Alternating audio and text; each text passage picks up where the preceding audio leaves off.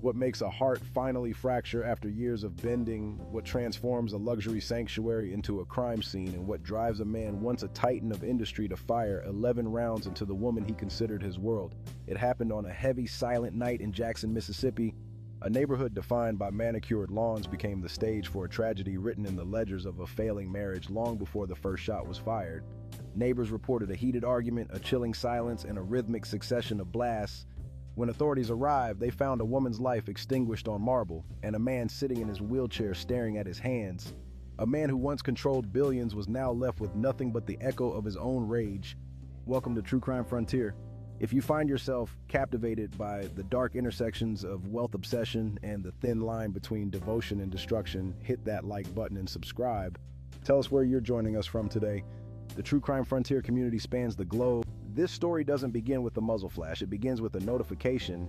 It's the story of a man who thought he could buy a soul and a woman who realized too late that some debts are paid in blood.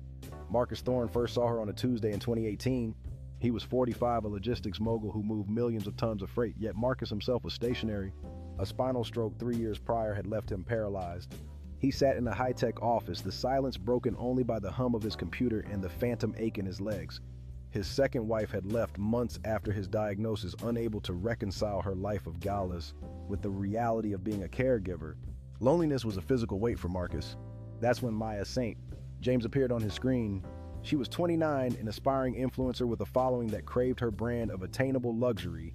Her photos were masterpieces: Maya on a yacht, Maya in a Parisian cafe. To Marcus, she was more than a beautiful woman. She was a vibrant world he could no longer access. He didn't just want her, he wanted to own a piece of that. Marcus understood ROI. He approached Maya not as a suitor, but as a silent partner. His first DM was professional: "I admire your brand's trajectory. If you're looking for capital to scale, let's talk business." Maya didn't respond for weeks. She was used to empty promises. But Marcus sent a $1,000 gift through a payment app when she mentioned struggling to fund a skincare line. That bought him a reply. Within a month, they were talking daily. Maya grew up in the Jackson projects, the daughter of a single mother who worked until her back gave out. Maya decided early that beauty was her only currency, investing every cent into her look, the fillers, the hair, the designer clothes. When Marcus offered to fund her dreams, she saw a ladder. When Marcus saw Maya, he saw a reason to keep living. By 2021, they were married. It was a transaction disguised as a union. Marcus provided the mansion, the cars, and the manufacturing for St. James Beauty. In exchange, Maya provided companionship, but there were conditions. Marcus was never to appear on her social media.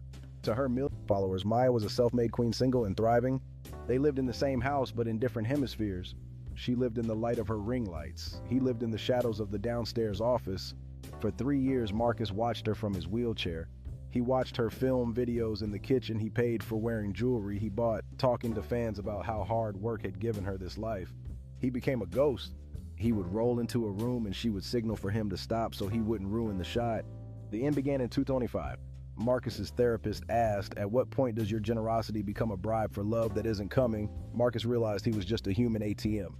On July 3rd, he confronted Maya. He wanted to be part of her world. He wanted her to post a photo of them together as a couple. Maya laughed. It was dismissive. "Marcus, be real. My brand is about aspiration. My followers want a fantasy, not a man in a wheelchair." You knew the deal. The word deal acted like a catalyst on his suppressed resentment. He told her he wanted a divorce and mentioned Maya's face changed. The influencer mask slipped, revealing the terrified girl who never wanted to be hungry again. She called him a crippled old man who thought he could buy her youth. She told him she had never loved him, she had only tolerated him. As she turned to walk away to go upstairs and film another lie, Marcus reached into his desk. He had owned a Glock for years for home security. He rolled after her into the foyer. 11 shots. He didn't stop until the magazine was empty.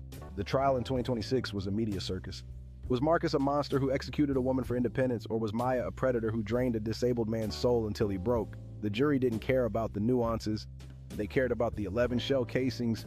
Marcus was sentenced to life. As he was led out, he looked at a photo of Maya. He didn't look angry. He looked relieved. In the true crime frontier, we see these patterns often. Two people using each other as tools only to find you cannot build a home on lies. What do you think? Let us know in the comments.